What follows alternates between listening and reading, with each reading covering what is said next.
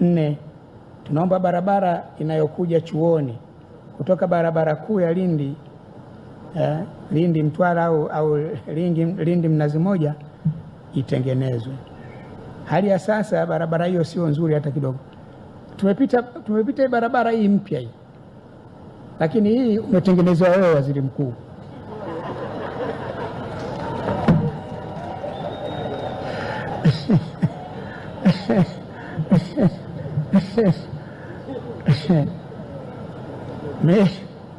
Sasa kwa sababu utaratibu wewe unatangulia kuondoka, tunajua kama baada ya kupita, kama sisi tutapita tena barabara yetu ile ya kawaida ambayo kwa kweli hali yake sio nzuri, na hapa nimesema kiungwana.